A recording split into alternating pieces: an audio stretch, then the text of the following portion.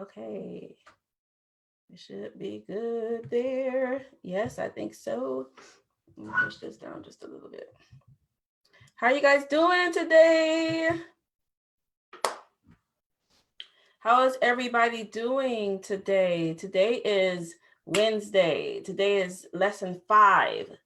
Lesson 5. So I'm so proud of you all because you made it. You're here. You're here. I know some of you all had to do a lot of life just to get here and be in this particular session today. So, Brother Omar, hey, I see you. I hope we can get you to speak. So let's see if we can unmute you today and see if it'll let you chime Hello, in. everyone. Thank Okay, you. hey, awesome. How's everyone? Hey, everybody. Hey, hey. Good, good, good, good. Okay, I'm going to stop sharing my screen because you don't really need to see my screen. Let me stop sharing that. Stop share. Okay. And then I'm going to put this view so I can see everybody. Okay, okay. Get it, Zoom. Get it. Get it. All right. And then I'm going to press record. Bam. Record all these little things, right? Press record, press on Facebook. Make sure you can see everybody. Make sure my head is not cut off. It's the pressure. God. Okay, so let me see. Let's see. Press record. There we go. Record on this computer. Dun, dun, dun, dun, dun. Okay, we're good. We're live. All right, welcome everyone. Today is day 5. This is lesson 5 of the Power Author Challenge. This is our author week where you all have been creating the foundation for your book. You have been laying the foundation for what this project is going to look like for you. And I'm so happy and proud of you all because really what you're doing here is what is going to set you apart from the pack. All of those people who say they want to publish a book but never actually quite get it done, not because they're dumb or ignorant or anything like that, but just because they don't have the proper tools to go about it. You have invested the time, right, to be able to do it the right way. And so you've made a very smart investment of your time. And so I want to give you all, first of all, a round of applause. Ding, ding, ding, ding, ding, ding, ding, ding, ding, ding, ding, ding, ding. Right? You all have really made a smart decision.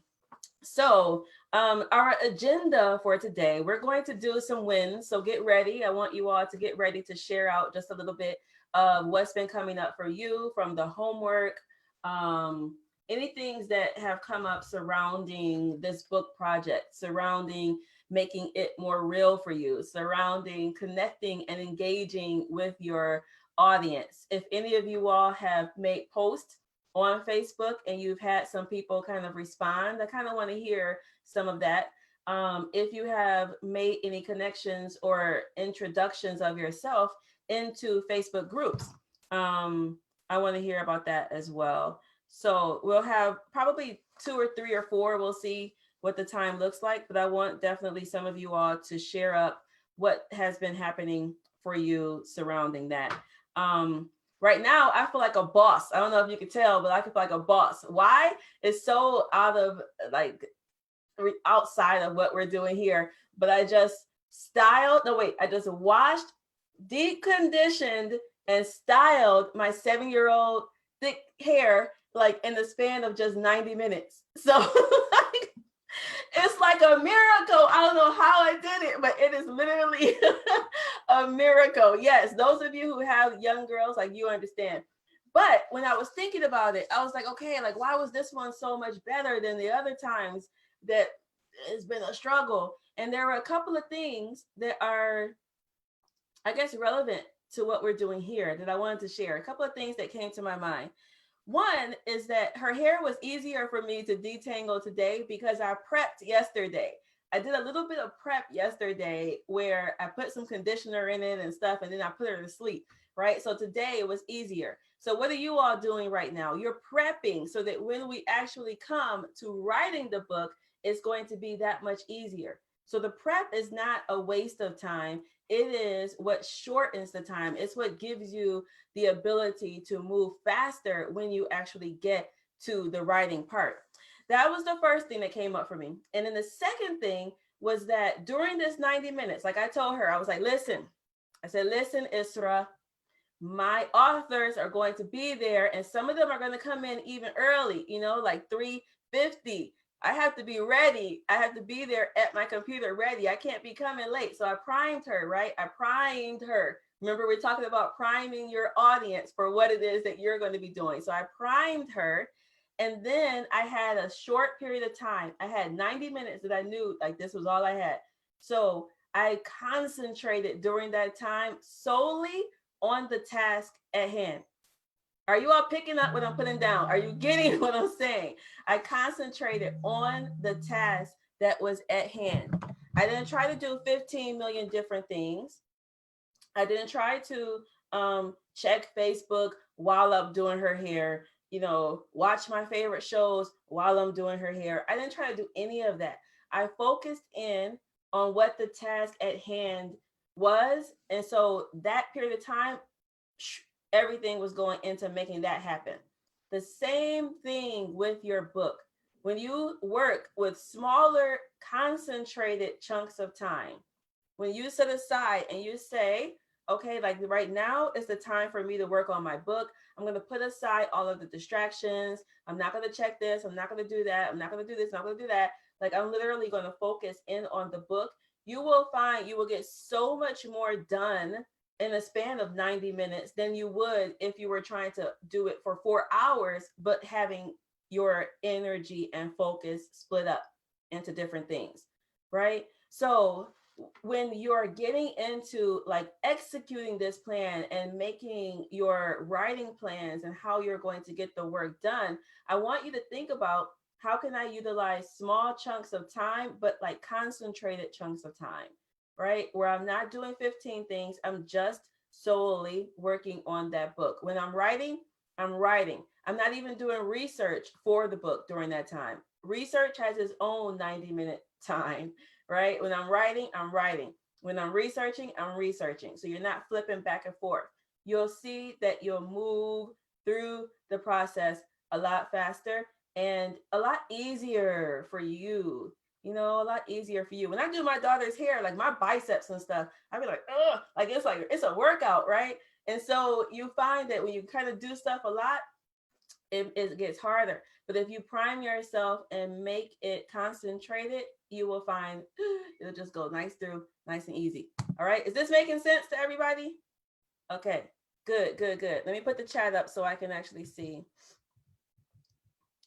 Dun, dun, dun. Okay. Oh, I don't know what language it is, Martine, but I'll send you the YouTube link. I like it. It's like on YouTube, it's African meditation. That's what it is. African meditation music.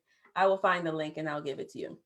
All right, doing good. Clara, I'm doing fine. Akua, doing good. Jaretta, greetings, everyone. Thanks for the love and prayers. Yay. Lena, ooh, I just had to cry so my face is messed up. Sometimes days are like that, right? Days are like that. But let's send Lena a hug, everybody. Lena, we're hugging you. We're sending you love. May the angels come and support you. All right. Brother Omar, awesome, very clear. Zuberi, I struggled with the understanding of why narrow your audience down to the name of one person. Okay, we'll come and we'll talk about that a little bit. Okay, good. Let me scroll down. Okay. All right. Okay, good. So let me mark that question so I remember that question. So I think let's start with a couple of wins and such, and maybe even some, let's start with wins, and then I'm going to go into Zuberi's question. Okay, is that good? So let's have a couple of people share out like a win, an aha, a great moment that's coming up for you. So you should, okay, good. So I see Zenoria, so I'm going to unmute you. So if those of you who don't know yet, I see Martine, I see you too. So you can raise your hand in here. There's some way that you can raise your hand in here. And I see Brother Omar. So Sister Zenoria, I'm actually going to do Brother Omar first because I haven't talked to him at all. So let's do Brother Omar first, and then I'll come back to you. And then Martine, I see you. And then Zuberi, we're going to come to you like when we get to that question because it's kind of going to go all together. All right. Nori, should we turn in the assignments on Facebook or via the Word document? So there is the Google Doc. I want you all to fill in that for the homework. So fill in your homework in the Google Doc and also post into the Facebook group. Okay, also post into the Facebook group. Okay, and those who don't know how to raise your hand, Nori has put a little tutorial there for us.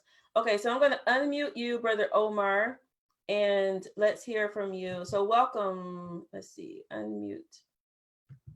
Why won't it unmute you? Maybe try to unmute yourself. See if you can unmute yourself. Okay, I just did. Am I clear? Yep, keep talking. We'll see. Okay, basically, I got a profession to make. I haven't did any homework because I'm like an essential worker, FedEx and Delta. And consequently, I'm still working, thank God. And I'm kind of like got a headwind and a tailwind going on here with what I'm doing. And the tailwind is like I'm like pushed ahead of what I need to understand in terms of a book that's already written, it's already edited, and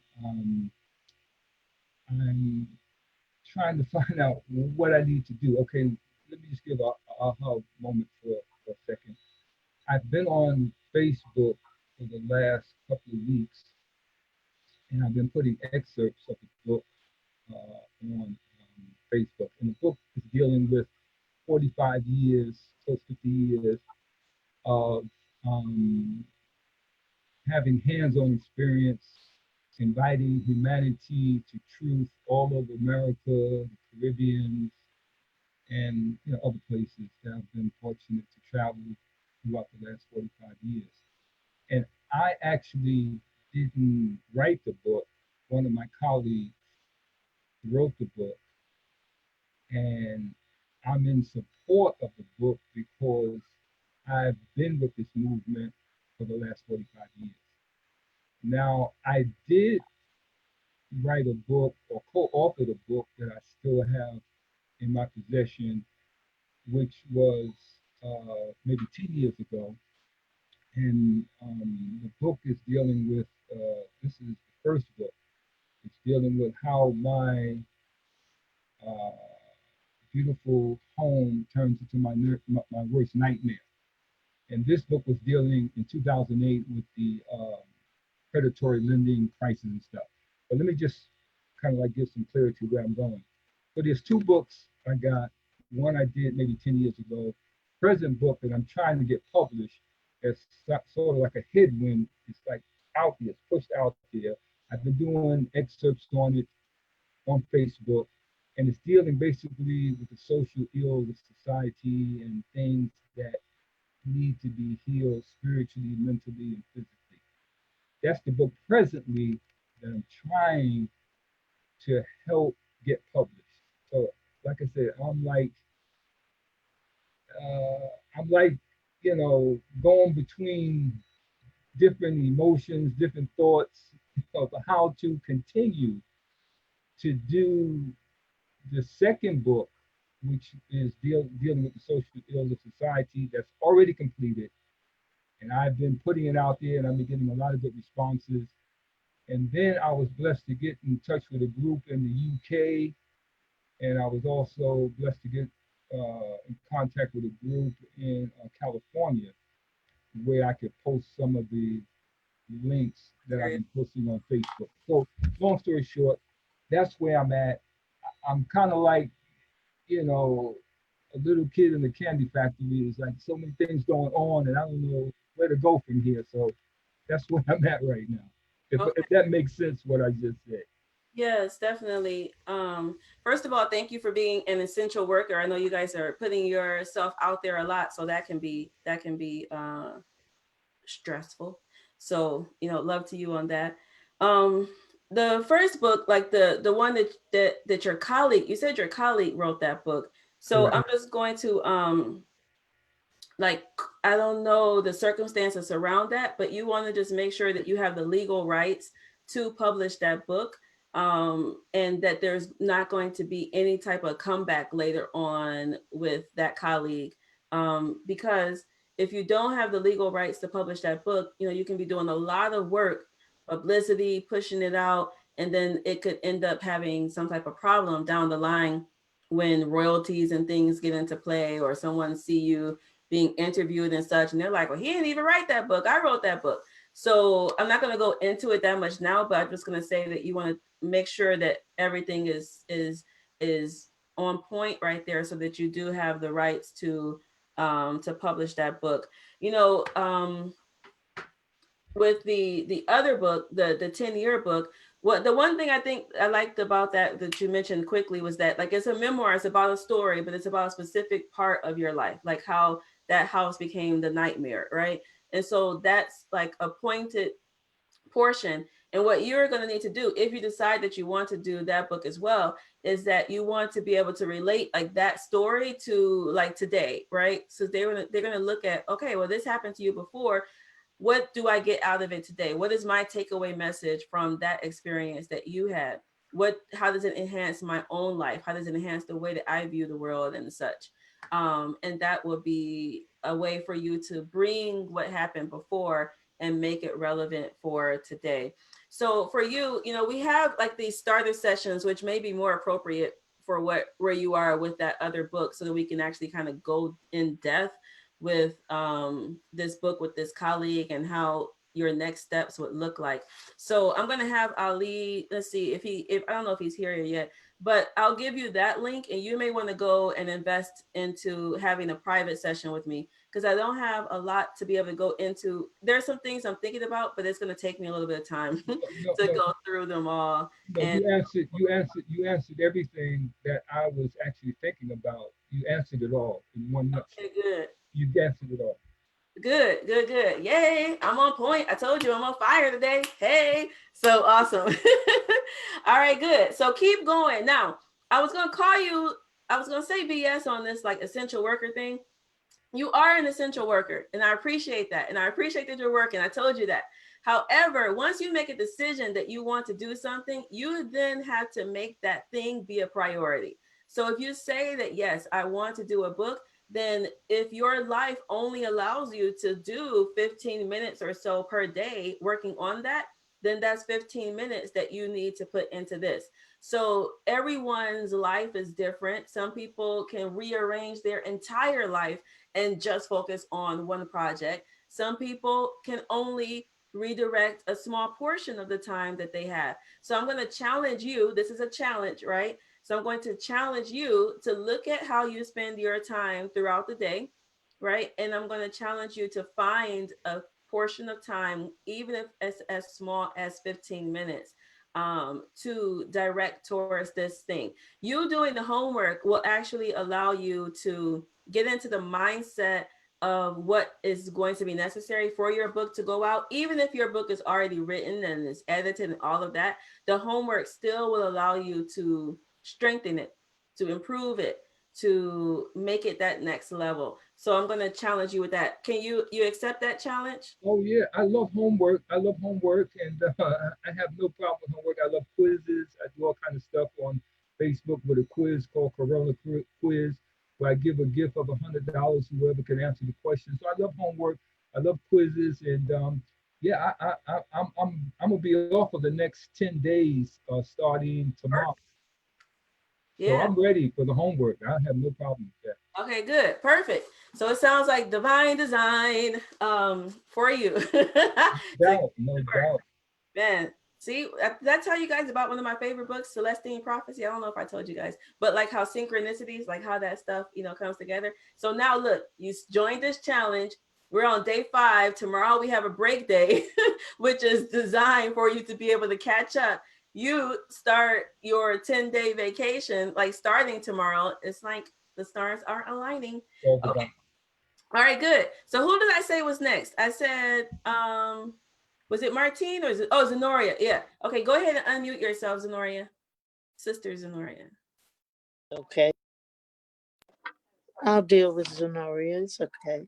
No, my mama would be like, girl, Okay, yeah. sister or Mrs. Yeah. or something. Yeah. Inshallah. Okay, so I had a win.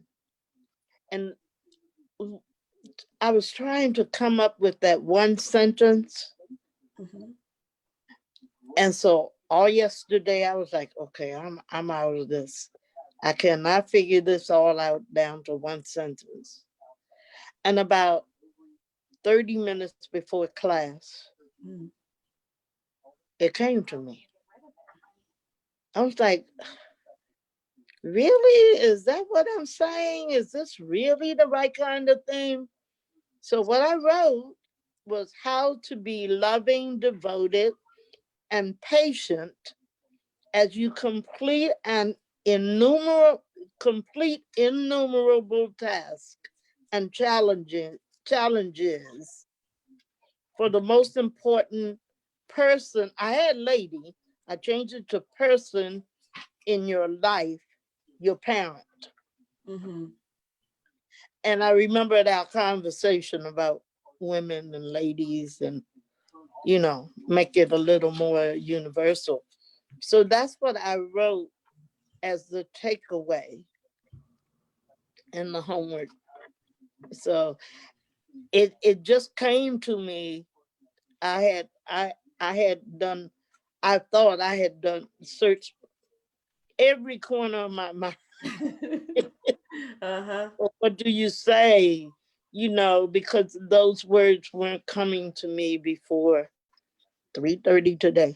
Yeah, I love it. I love it. I love it. And you didn't give up hope. Like my kids and I, there's some movie, I can't even remember what movie it was. I think it was this What About Bob? But this guy, he had this thing he was trying to do. And they were like, how'd you do it, Bob? How'd you do it? And he was like, I just never gave up hope. I just never gave up hope. So like when you get frustrated and you're trying to do something, like just staying in that realm of, okay, it's not there right now, but if I continue going, if I continue, looking and searching, that it can then come. So congratulations to you. Good job. Thank you. You're welcome. All right, Martine. Can you hear me? Yes. Is it Martine or Martine? How do you pronounce it? Martine, you have it right Okay. the first time. Great, Martine. thank you. Thank you. I have to admit that when you said for us to post on Facebook pages or social media, there was some trepidation on my part because I wasn't sure if I was ready to let people know. Mhm. And I thought about it and I decided, I'm going to take the plunge and do it because I know the reason why we should do it and the end goal at the end of it all. So I posted on 3 different Facebook groups that I'm in, including one with the woman. Does the name Lisa Ely ring a bell to you? Oh yeah, I know Lisa. Mm-hmm. She's the one that told me about this masterclass actually the Friday before. And when she told me about it and I thought about it, I was like, okay, maybe this is all part of the divine plan for me to do this, because I told her about my desire to write this book and she was very encouraging.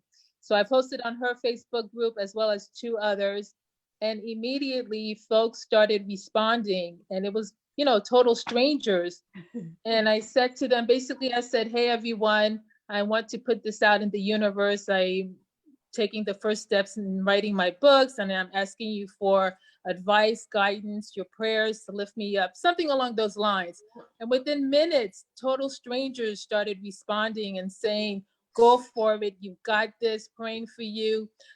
2 people actually recommended Facebook writers groups to join, and it was just more affirmation and confirmation to me that I'm doing what I'm supposed to be doing at this point. And I just wanted to thank you and just to encourage everybody to just keep pushing. Yeah, I don't know why that makes me like almost want to tear up. Like it does. I think it's because the notion of like there is love in the world, there is abundance, there is support in the world, you know. And like when you step into the things that you truly feel called to do, and when you are willing to put yourself out there, people will respond. And generally people are good, like they want to see you succeed, and they want to help you, and they want to share. And I was talking to someone one day, and I was saying like most of the failures that I've had in life, either when I put out an event and I thought I was going to get, you know, 1,000 people and got less than that or something, you know, most of those types of failures that I've had generally have come when I didn't engage the people enough. I didn't like, I tried to do it all by myself. Like I tried to rely only on myself. Like, oh, I'm smart. I got this, or like that side. And then also like the fear side, like some feelings of, well, why would they really help me? Like, why would they do this? Why would they do that? You know, and like being willing to receive is a lesson for some of us. And I know it's a lesson for me. Like I'm so used to giving that being on the receiving end sometimes can feel weird for a lot of reasons. So I just love the fact that they were so willing to pour into you, somebody they don't know, right? But they're just excited and they just want to see you win. So those are Facebook groups that are they Facebook groups of your target audience, or are these Facebook groups of like entrepreneurs or something like that? It's a combination, because I want, you know, my focus is to write on children's books. So one are mothers, you know, so kids, and like as you mentioned yesterday, the mothers, the parents are the ones who will be buying the books. So in some way I have to reach them as well. So one group was that, and then two others were business type sales groups. Mm-hmm. Awesome. So some of the things that we want, like once we start talking about, well, it won't come in this challenge, but it's a part later. But, you know, when we're talking about launching and building up like your team of people, like your launch team, right? Like there are different roles that people can have in your launch team. And, you know, I think I have about 6 or different, so like roles that people can have. But one of the roles that people can play in your launch team are to be like reviewers, right? These are people that can read early copies of the book or even the final copy, and then they give you a review on Amazon, like on your official launch day, so that when you're launching out to the public, like you have some reviews already there on your page, and it just signals that there's some social proof and such. So there's a lot that you'll be able to do with those people that commented. So now follow up for you is to like literally go through and thank everyone. I will. You know, if you can thank them. He's like, hey. And then you can make another post later on. Like, I was just so overwhelmed with this. You know, I don't know exactly what I'm doing. I don't have all my plan laid out yet, you know, but I know I'm going to be needing some people to be reviewers or to, you know, be early readers, beta readers and such like that. So what you're doing again is you're just priming them to let you know that I am willing to receive your assistance. And then I'm giving you some ideas. I'm giving you some ways that you will be able to assist me, right? And so you're priming them as you go forward. So good job. Thank you. Good job. You're welcome. Okay. So then let me see, push this over to the side. Dun, dun, dun. Okay, so now I'm going to come to Ms. Zuberi's question. And her question, let me go back up.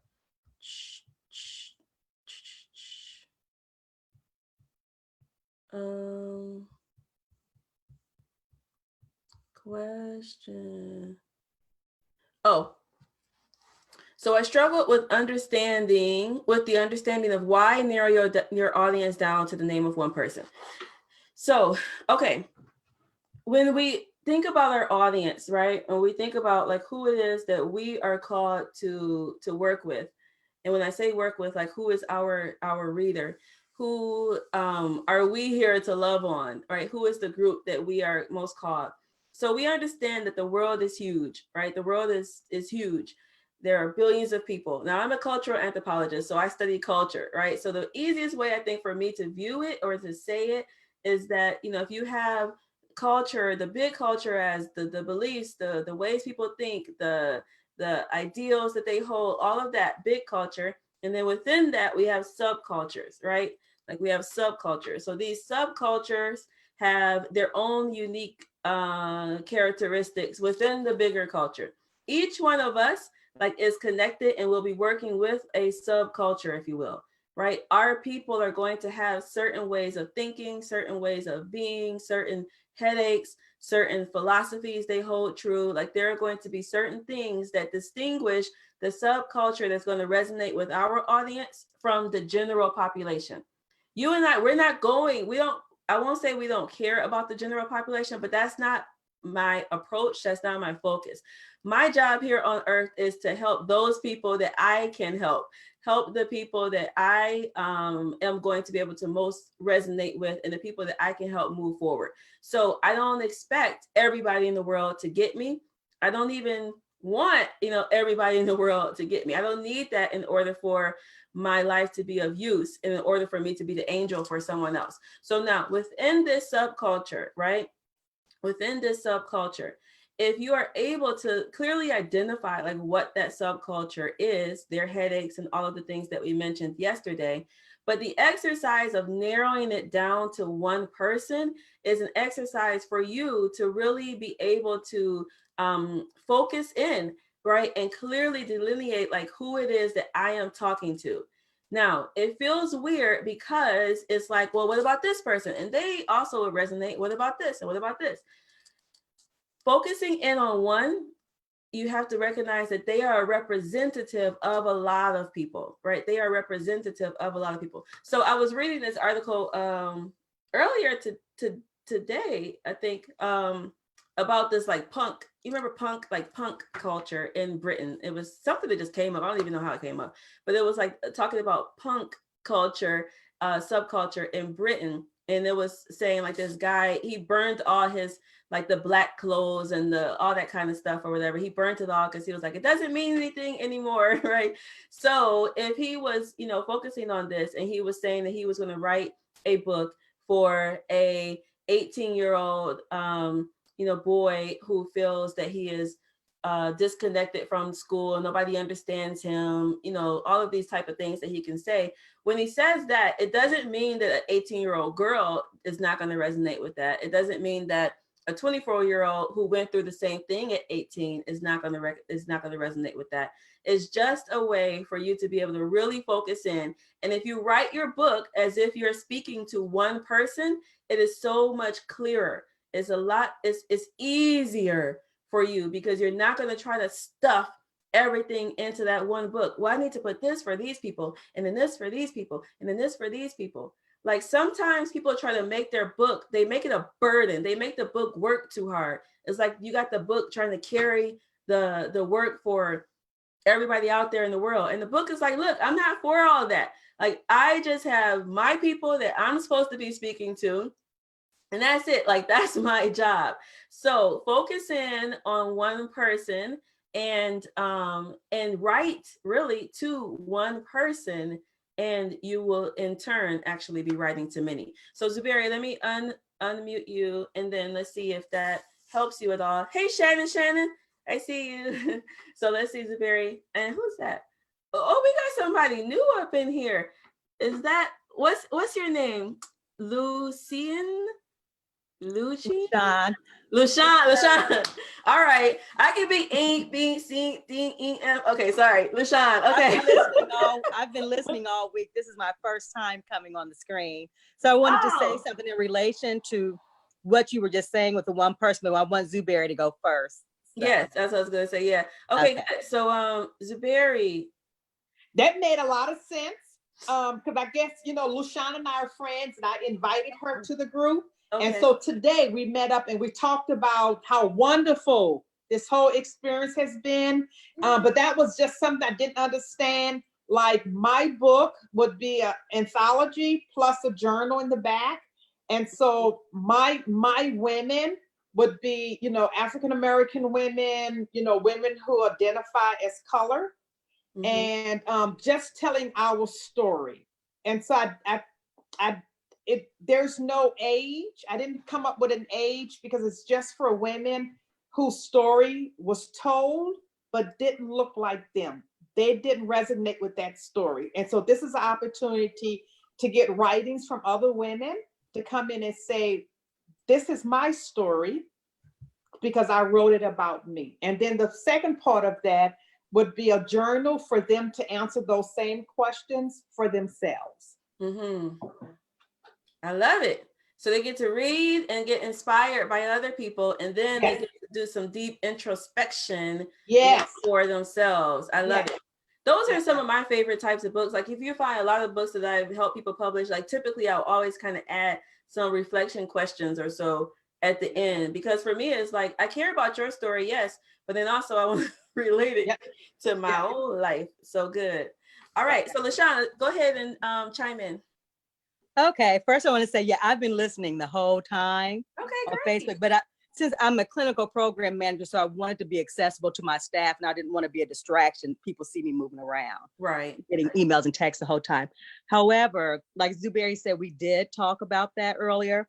What was helpful about that for me, and I have to say, by the way, I love when you give us the breaks and play the music. I love that.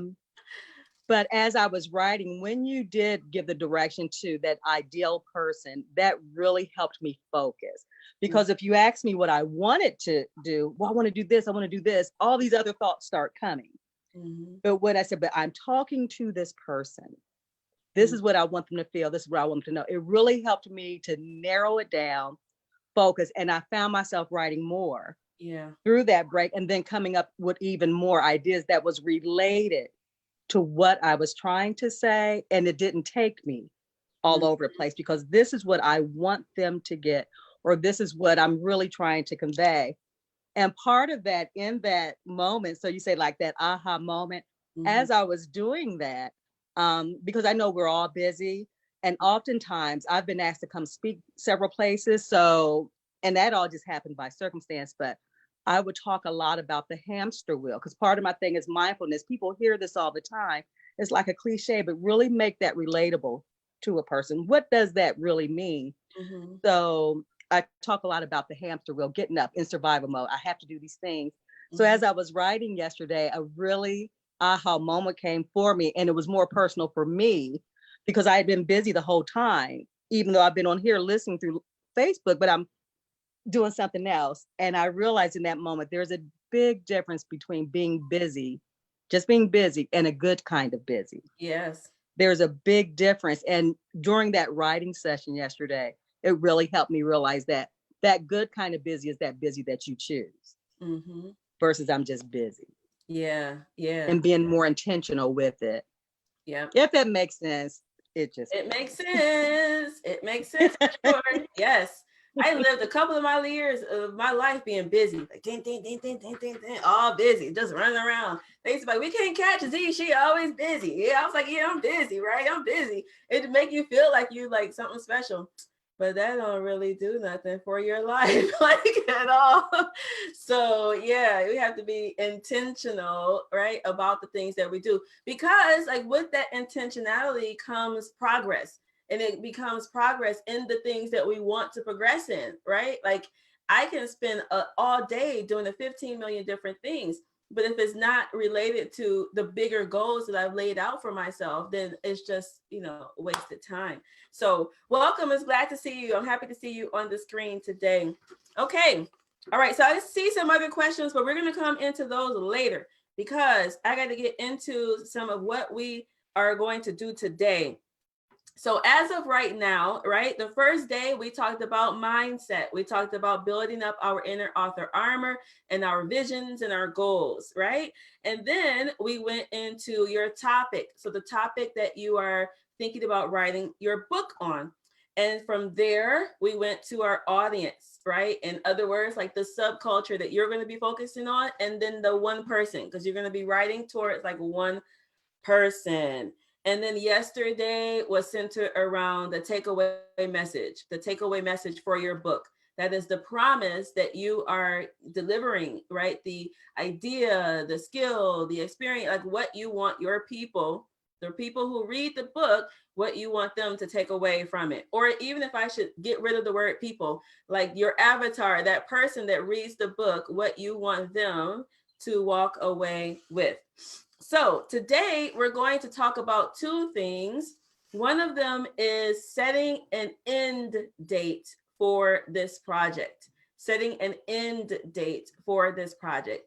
And that is our book launch. Like, when do we want our book launch to be? And remember, we talk about Stephen Covey, beginning with the end in mind, beginning with the end in mind. And then the other thing that we're going to talk about today is one of my favorite subjects, and it's titles, right? Like titles and how we approach the title and the subtitle of our book. So we're going to talk a little bit about titles and subtitles, and so that you can begin to make a short list of titles and subtitles. I know some of you all already have some things that you've been thinking about, but I want to give you a little bit of insight into narrowing those titles and subtitles down. So I'm going to start with launch because it's a little bit shorter. And what I mean by launch is really the fifth step in our Power Author system. So the first thing is laying the foundation. That's what we're doing here, right? The second part is writing. The third thing we do is edit. The fourth is polish and publish out into the world. And then the fifth is like our launching.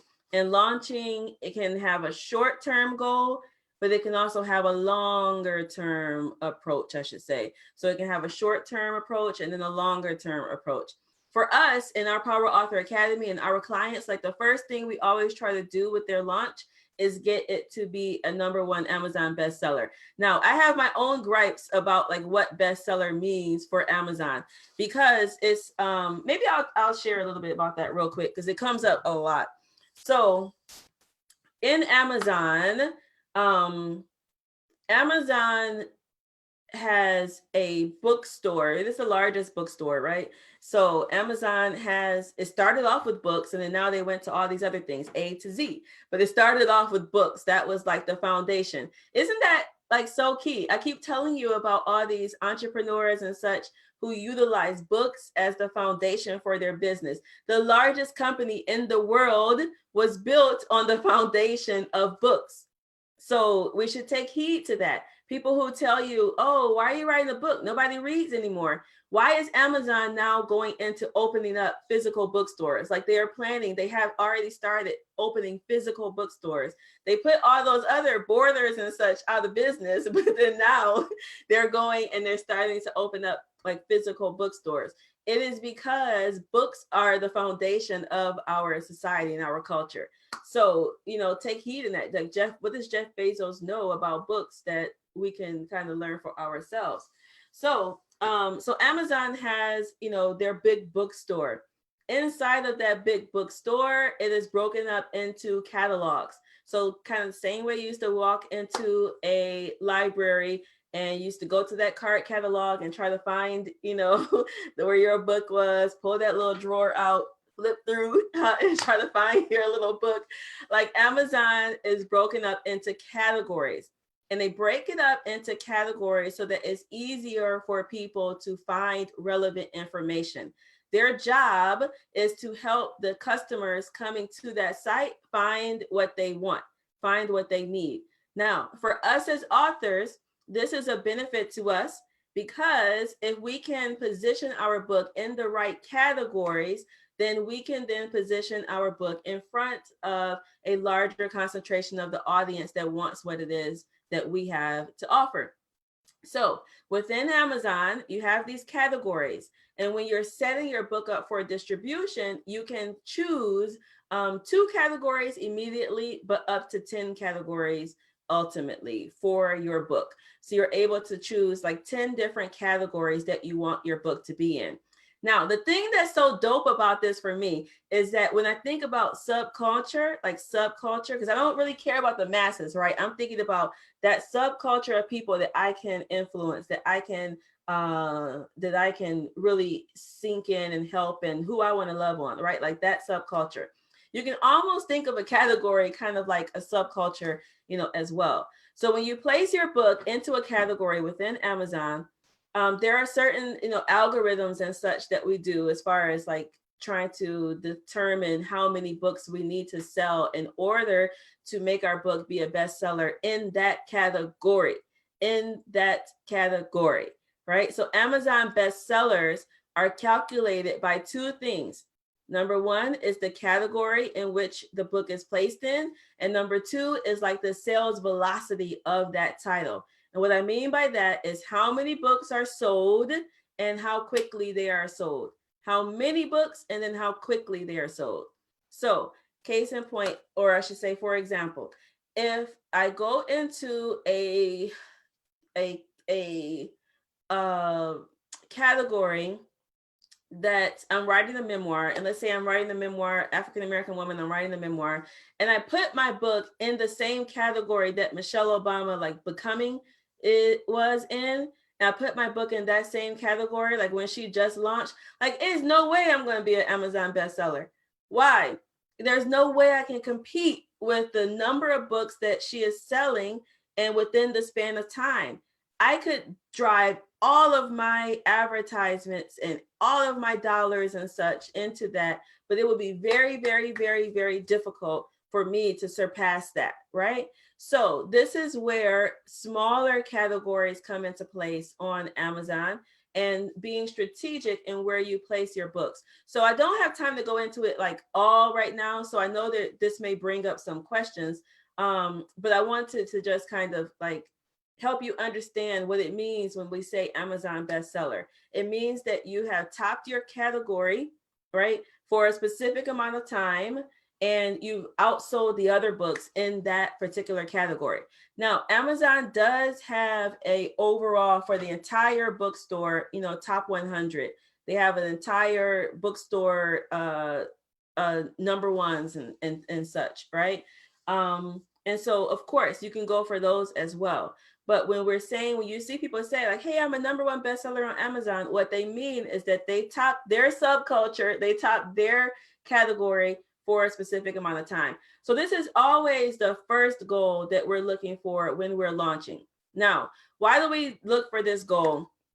One, it gets to, even to achieve that goal, you have to do some publicity and such.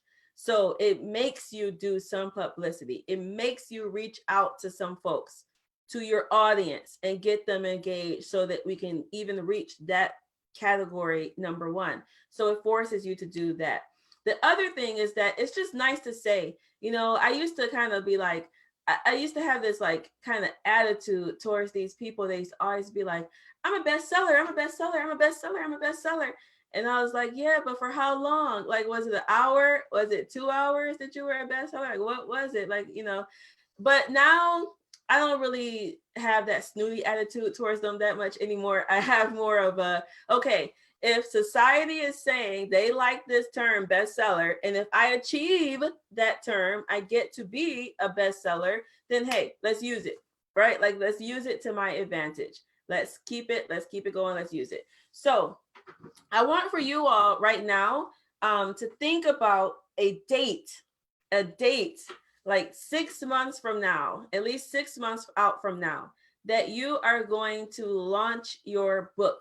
This is going to be my book is here, go buy it, like that type of day, right? And on your launch, I want you to kind of envision that, shoot, they may all be virtual launches now, we don't know. So you may not have a physical book signing, you may have a virtual launch, and we've done successful virtual launches, right? So I want you to envision that you're announcing your book out into the world. You've announced it earlier, but now is the day that they can actually go and buy it, right? Like, they can buy the book on that day. The general public, they can buy the book on that day. So I want you to kind of envision, like, you wake up, you're so excited, you know, like you've been working on this, you've had your proof copy come, like you've reviewed your proof, you've seen your book, and now's the day where you get to kind of relish in the fact that, hey, I did it, you know, I made it, I put in the work, I redirected my time, I had those concentrated chunks of energy and focus, you know, directly to this book. And hey, like, I did it. This is your day. So I wanted to pause for just a second. I want you guys just to kind of let that sink into you. I want you to see yourself at the finish line. I want you to see yourself sharing out news of your book. I want you to see yourself holding up your book, right, in hand. I want you to see yourself like, you know, holding up your book in hand. Like, how does that feel for you? I want you to see yourself like your family members or your friends or your extended family and the other people who have kind of seen you going through this journey along the way. I want you to see them smiling and supporting you and just being happy for you. So let's take it all in. I'm gonna be quiet for a minute and I'm not gonna play any music either for this. I want you to like just take it in and see yourself at the finish line.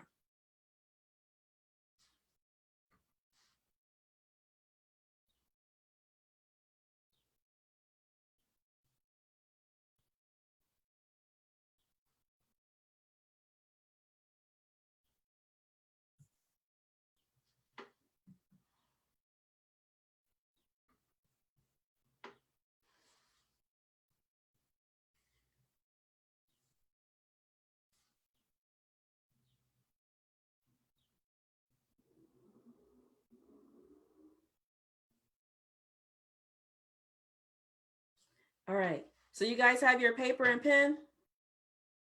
Okay, so for the next 3 minutes, I want you to write down how you feel. I want you to literally like feel it. I want you to write down how it feels for you.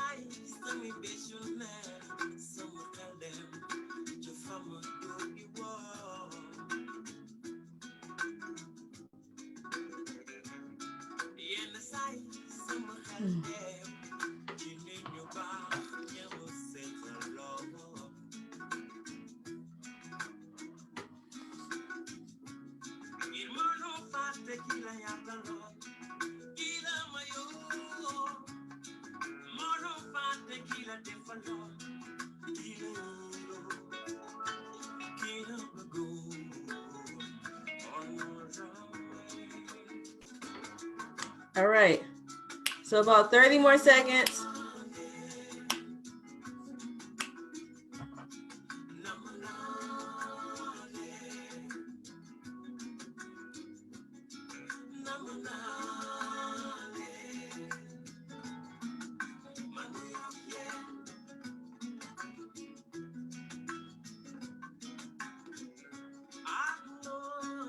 All right, y'all feeling good? 10,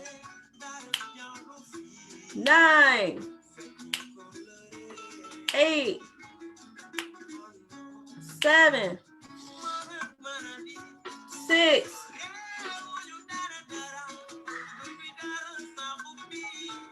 4, Okay. This is my part though. I'm gonna turn it up for just 1 second. Woo!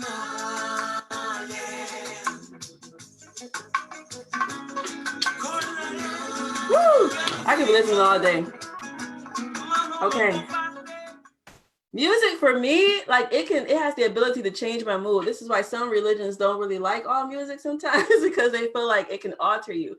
But if you ever feel yourself like feeling low or like you need a pep up, like find some type of music or some type of message or something that can help you recalibrate back to a good feeling, right? Help you get back to that. Don't stay in those type of thoughts where it's like, as soon as you try to feel it, like find those things that allow you to come back to yourself, come back to the positiveness. Okay, so let's have a couple of people share out. Yes, raising it. Okay, get it, Minnie, Eddie. All right, unmute yourself and then let's share out. All right. Yeah, I know I haven't spoke very much. But just to give you guys a little background too, like I said before, I do live feeds and stuff. So I mean, speaking in public, I actually spoke in public a couple weeks ago in Florida.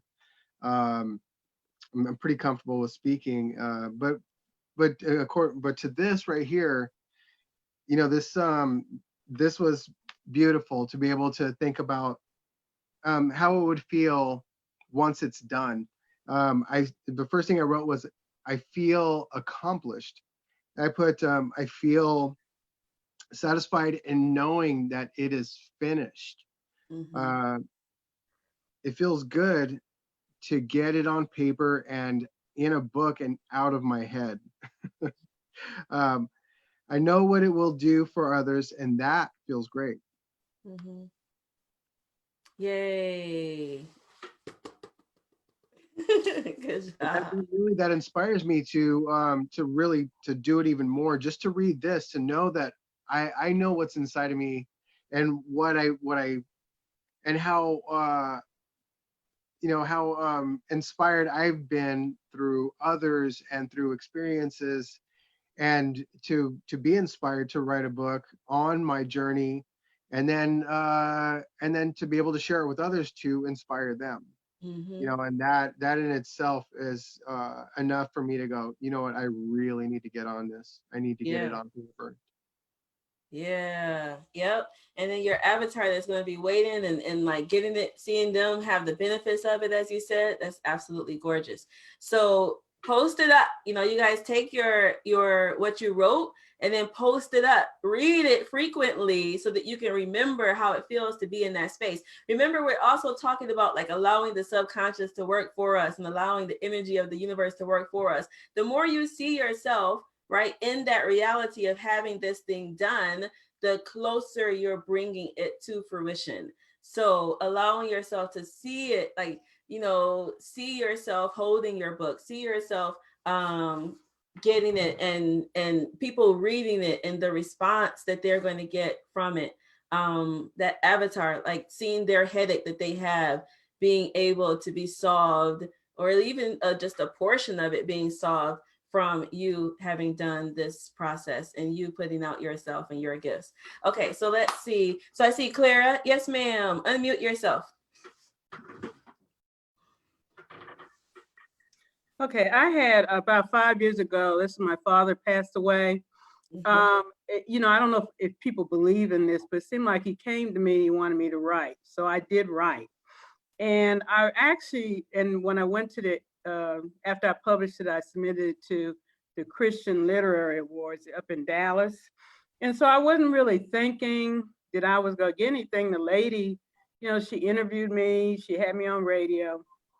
And what I thought was so amazing is that when I was actually in that audience, I wasn't even paying attention to the people when they called the names. And my daughter was just hitting me and said, "Mama, they called your name." And it took me a good solid minute to just know that I had accomplished something. So when I went up there, to the stage and stuff, I mean, my daughters were really crying, and I was just surprised. And what I want to do is that because I had illnesses, I had neck surgery and all that, you know, I went into kind of like a depression, and I felt like I could not write anymore. And then when my nephew passed away, it seemed like I need to honor him and honor my father again to come up with another book. And, it was kind of amazing, you keep talking about God, but I do believe that when your message came through my Facebook, that was an answer to my prayers. And so what I feel like it would be an amazing experience. And I want everybody in this class to know that it feels really good to accomplish. Now, did I put any effort as far as putting it out and all that? No, I did not. But since being with you, I understand exactly that I did have a purpose of putting out this first book, and now I have a purpose of putting out this. And so I owe you a gratitude, but I feel really great that I think I can accomplish what I can, and I owe it to the universe to put it out to those people that actually need my help, and that's what I feel. So, I'm about ready to cry now, but I really feel like I owe it to people, regardless whether I get money or not, but that I owe it to people and to honor my father, my mother, who was a writer and didn't get a chance to publish. And I owe them to complete what it is, because I'm an older writer. I'm in my 60s. I'm an older writer. And so as far as I'm concerned, I have a lot to give still. I'm a baby boomer and I have a lot to give. So that's what I feel. So I just want to let you know exactly how I felt when I actually got that award. And then now I want to get another one, but then I really don't care about it. I just want to just submit it and just be accomplished. So I put my date as November of this year, 2020. Yeah, I love it. I love it. Yeah, we are conduits, right? Like we're conduits to, it's not really about us, honestly. It's not about us at all. Like we're conduits, for something to come through us and be able to go out there. So I wish you that success, that feeling that you're going to get when we get you to the finish line, when you get to the end, and I can say, hey, thank you. Like have that feeling. Awesome. All right. So I want to have two more people. I'm going to say Mary Elaine and Shannon. So I'm going to pick you. So Mary Elaine, I'm going to have you first and then Shannon. Okay. I was thinking about the launch date, and I wrote September 2021. Okay. And the reason why I wrote September 2021, because that is the timeline that I had set to retire from my present position. And I did not want to retire and not really walk into my next chapter with a purpose. So I've been thinking about, what I can do. I've spent 30 years, this year, 30 years in higher education in student support services side with 2 different universities. And now that I have given all of me to them, I want to take some of that back, and I want it to belong to me. And I said, it would be my transition from working full-time to the next chapter in my life. It feels like freedom to be living on my terms of engagement with the universe versus the time clock that says I have to be here from 8 to whenever that I'm not needed. So that's my launch date. It could be earlier than September 2021, but I know it's got to be before that timeline. Yeah. Woo, you earned it, right? You put your dues in, so you have definitely earned it. And I think that you, as far as the timelines, I'm going to come to one more thing I'll share with you all today about timelines and how to think of them. But like having a moment of significance for you, right? It's something that you can look forward to. It's something that means a lot to you. It's like, okay, this day, September, this is my time. And so I'm kind of thinking too, it may be nice to have it out before then so that you can like go straight into the actions that are going to come from the book, when you're in September. Like it's like a smooth transition. My birthday's in July now. Okay, your birthday's in July. Yeah. So that's probably a good thing, good month to think about it. So, all right, good. I love it. I love it. Shh, send the you energy. All right. So Shannon. Hello. So I wrote down the three words that I wrote down were joyful, rewarding, and successful. And then I got a little trapped in my brain about my launch date.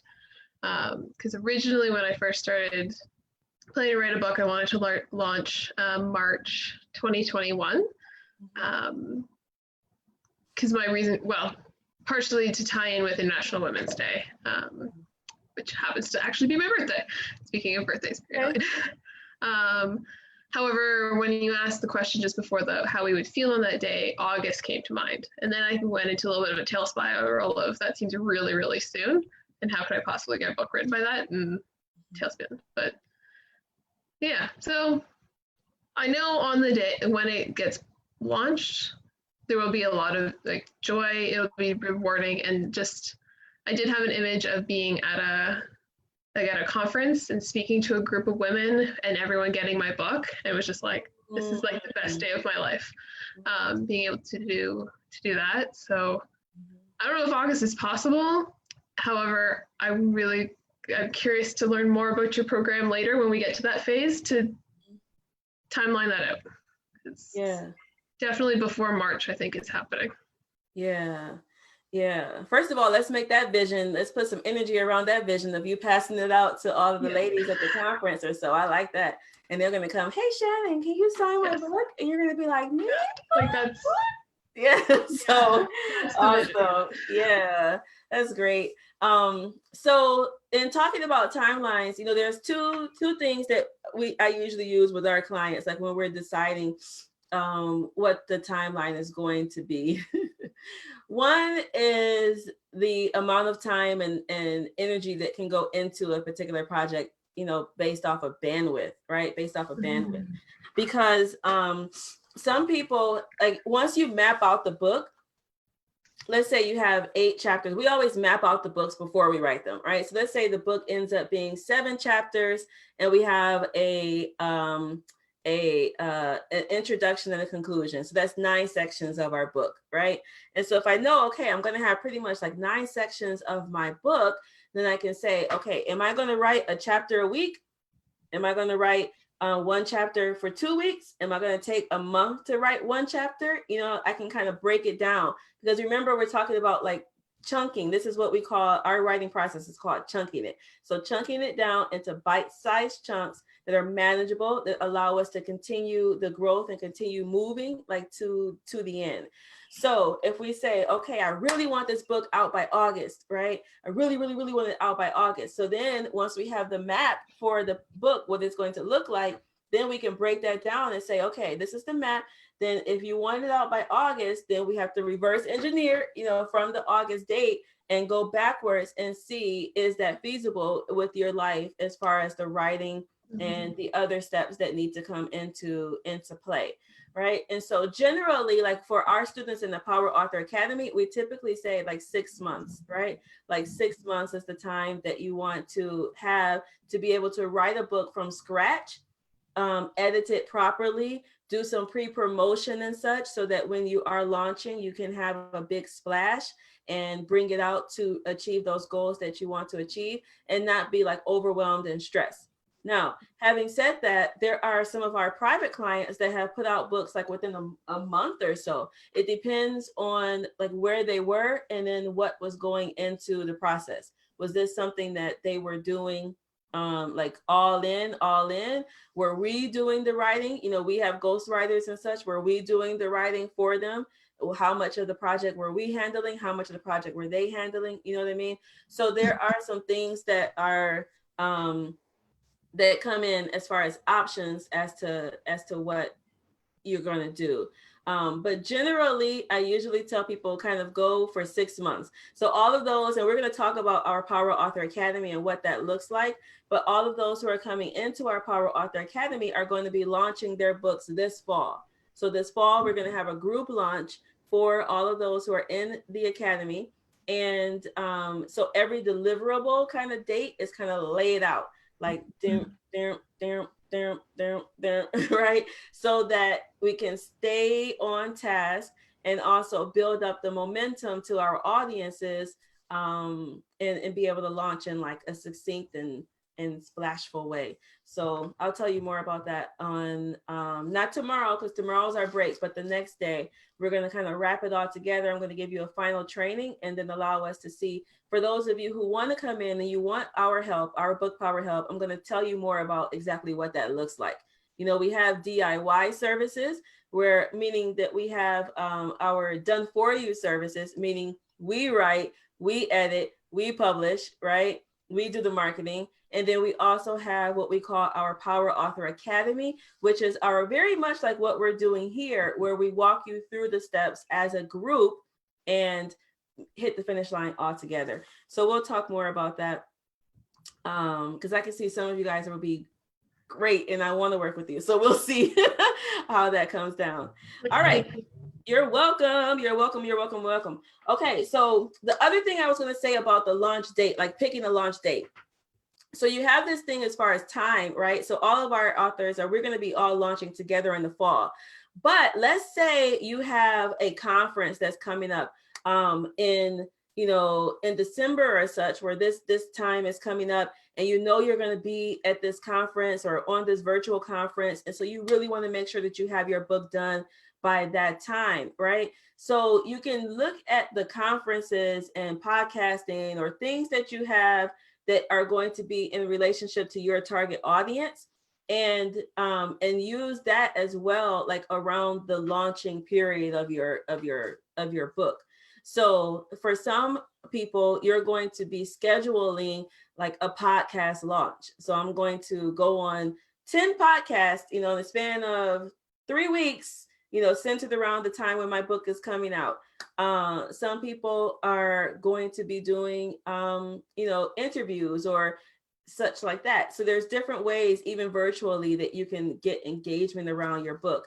So look at like kind of your schedule coming down the line, what conferences are coming up, what events are your target audience going to be at, the largest concentration of your target audience, like where are they going to be? And so that you can start to kind of plan out for yourself, I want to get my book in front of these places. Now, one thing you also mentioned this, Shannon, like when you said maybe having your book out for Women's Day, March next year. So one of the things is that your book, like once you create that asset, you are always going to be able to relaunch it later and pull out certain themes that are relevant to what is happening in the popular culture at that time, right?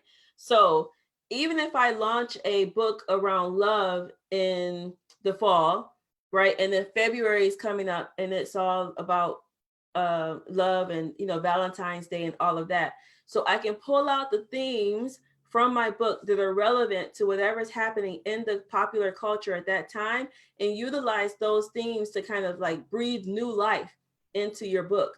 The themes, remember we talked about takeaway message, they're related to themes, and those themes that are touched on in your book allow you at different times to write different articles about your work, about your message, about the things that you're doing with your book, allow you to pitch yourself to different audiences and different media and such.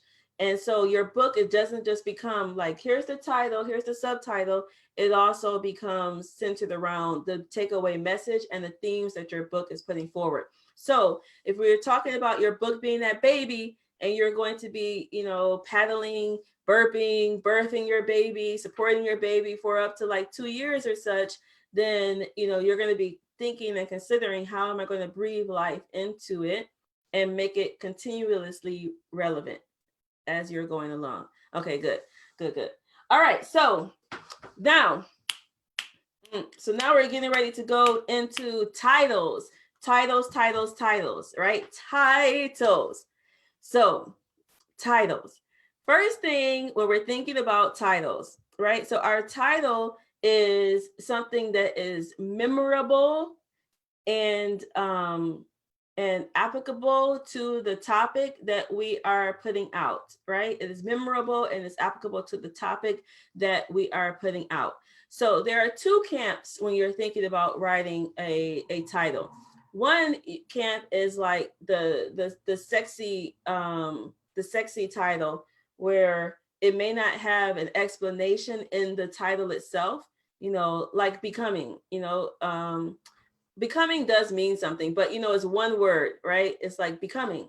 Okay, like becoming what? Like, what am I becoming? Is this for people who want to come of age? Like, what am I becoming? You know what I mean? So that can be that type of title. And then you also have the other camp where it's self-explanatory what the book is about, just based on the title of the book.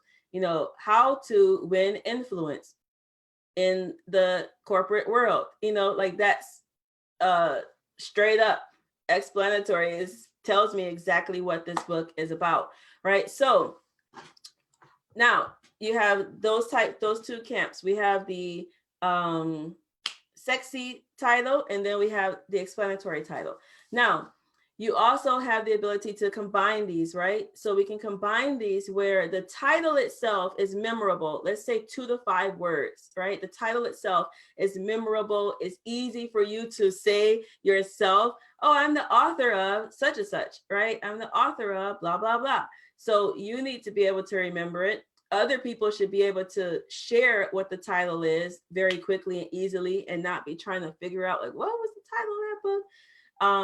And then, so those are things you want to think about with the title, right? And then the subtitle, especially for nonfiction, this is really more geared towards nonfiction.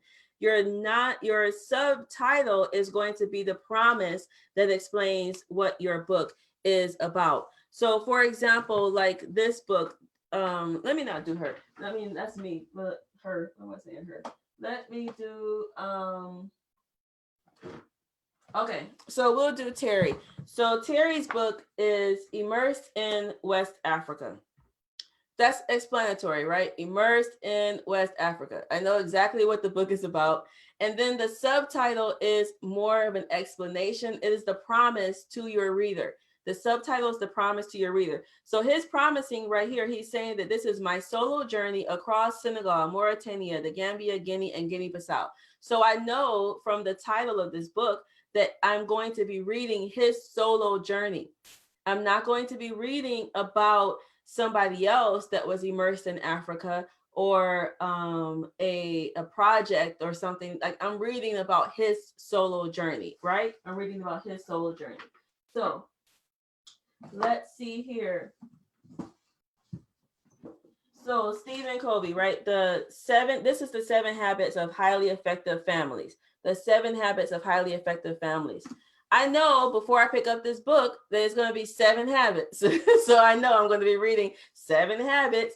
And if I want to be highly effective and I'm in a family, then okay, like that's something that I can get when I'm going to be reading.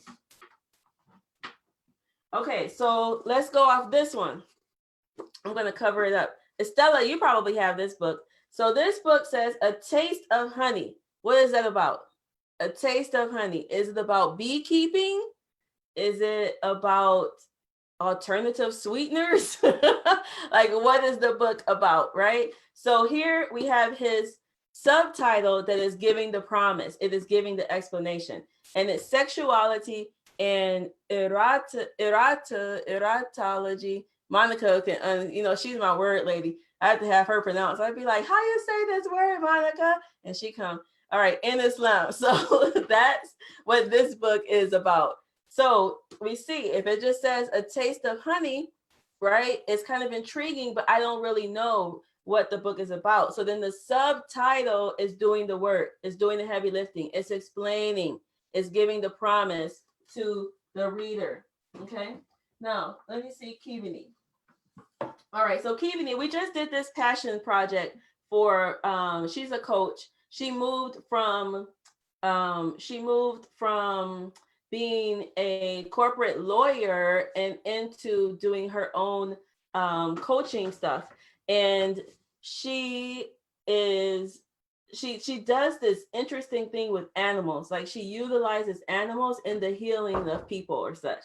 So so her book is called Lawyers, Lies, and Labradors. Lawyers, Lies, and Labradors. Now, if I don't see the subtitle, Lawyers, Lies, and Labradors, like I can kind of get, okay, it's lawyers, it's lies. Labradors, like, you know, I'm like, is it a novel? Like, what exactly is it, right? So her subtitle is One Woman's Search for Truth. One Woman's Search for Truth. Okay, so that's the subtitle. So it gives me a little bit more of an explanation. It gives me a promise. I know that this is a memoir because it's One Woman's Search for Truth. I know that it's about one woman, and she probably was a lawyer. I don't know what the Labradors has to do with anything yet. I don't know that yet. So then, okay, I'm confused. Bam, I turn it over to the back of the book. So your title is to hook people in, right? Your title hooks them in. The subtitle gives them some type of promise and explanation. And then I want to know more. So I'm going to go to the back of the book, and now I'm hooking them in a little bit more, right? I'm getting them a little bit further. So I'm just going to read the first line here. On paper, Kivini Ivane had it all: love, money, and success. In reality, she was filled with anger and regret.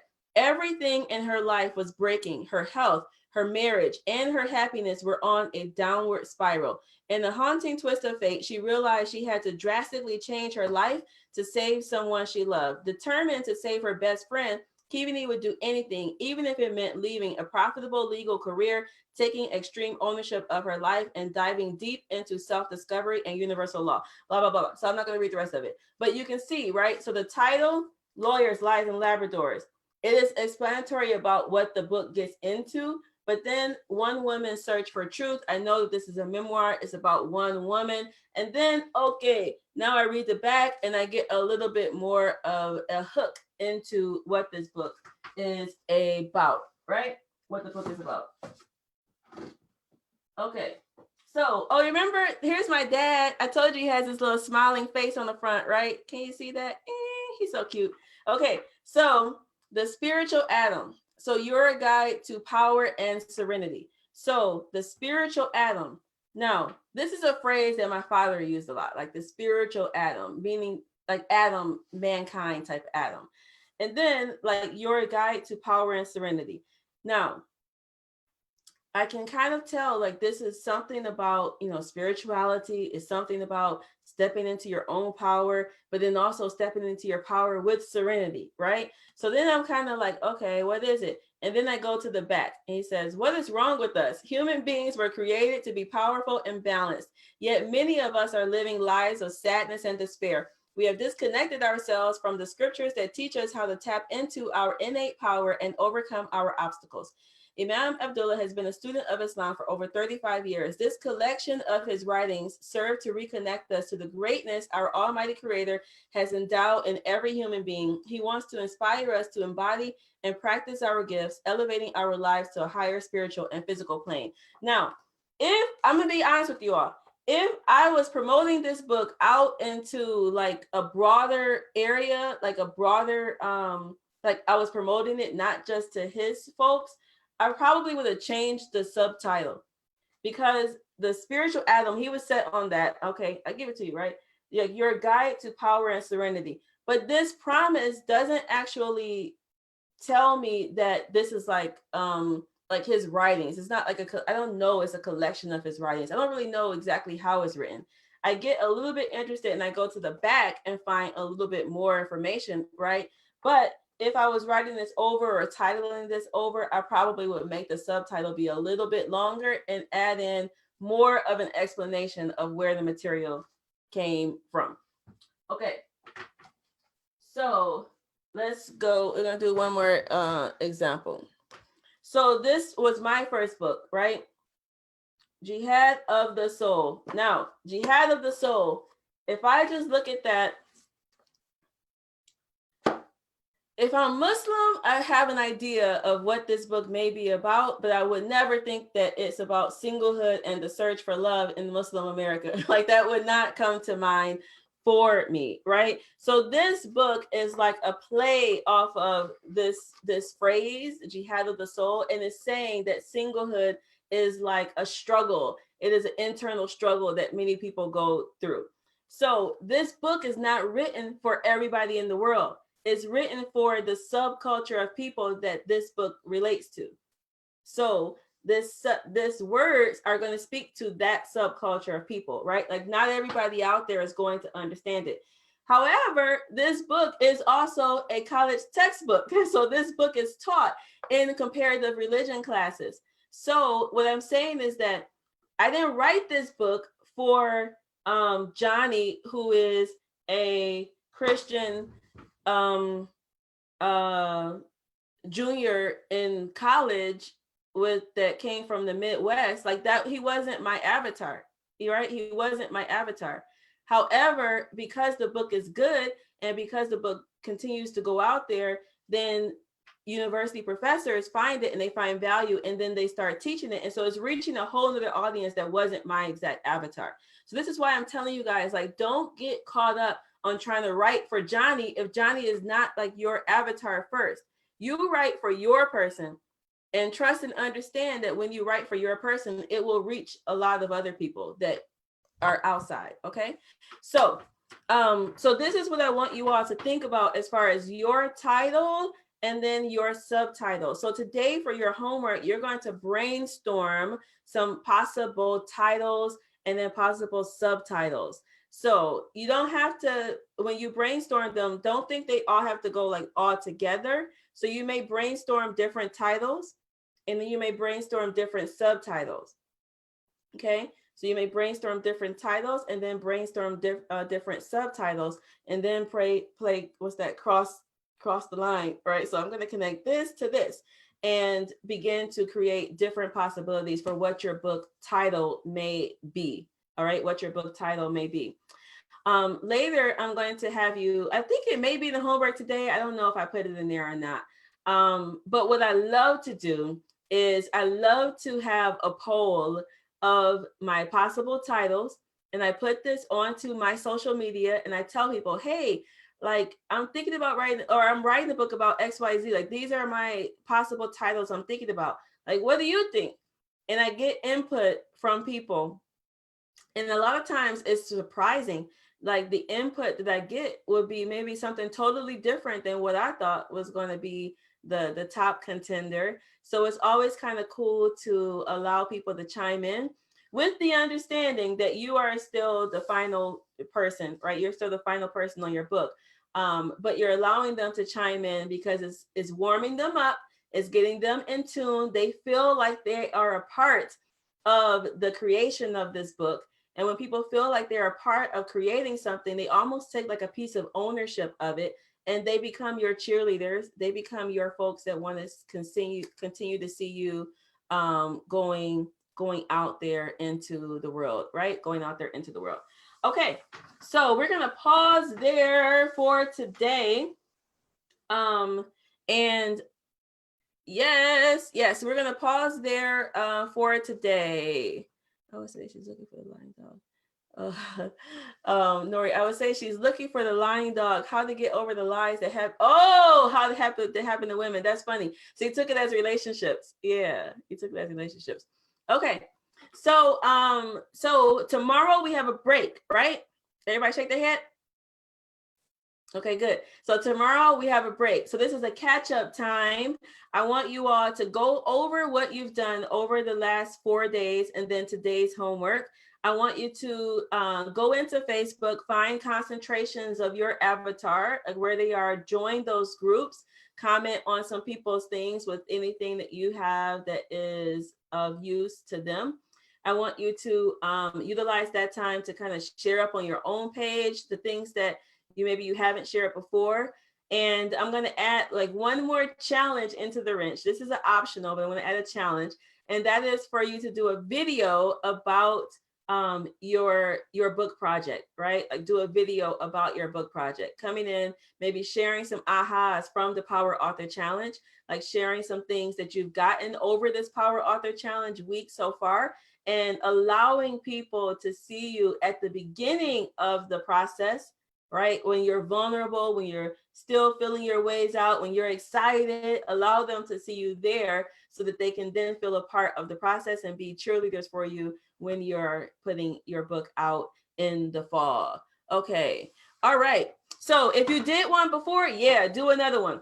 Do another one. I actually, like I added this to our academy later, is that I actually start to assign for people to do them every single day. Every single day. Now, why? One, it's priming your mind, it's teaching you how to think about your thoughts and with your book. But you can also like talk about a concept that you're thinking about writing about. So let's say your schedule, like you have 7 chapters, you have your introduction, your conclusion, so that's 9 sections.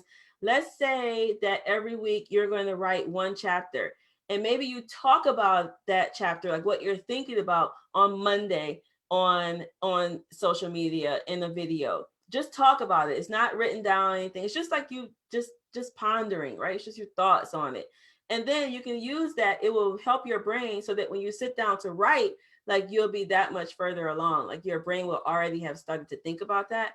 And then you can also see if you get any feedback, like interesting thoughts from folks that come up. So you may get nobody that watches your live. Like it may be where nobody responds or says anything at all. Even if nobody says anything, it's still of value to you to speak and think about what your content may be around that topic. So I utilize Facebook a lot. I utilize videos a lot and for interaction with the audience, but also to think about like the content that I'm going to be putting people put out. Okay, so Darlene, I see your question. I'll answer that question like later on. I'll answer it post it into the group, and I'll answer it in the group about the contributors and such. All right, so you guys feeling good? Everybody feeling good? Type in feeling good. We have 1 break tomorrow, and then I'll see you all on Friday. On Friday, we're going to be here back again, 4 p.m. That's going to be our celebration time. We're going to tie it all together. We're going to be able to celebrate what you have achieved during this week of challenge, your Power Author Challenge. And we're going to also talk to you about ways that you can get support from us, ways that you can tie this all together and keep moving down the line. All right, good. Feeling good, feeling good, feeling good, feeling good. All right, see you all later. Bye, Judith. I see your dog. Bye, Judith. All right, peace, everybody.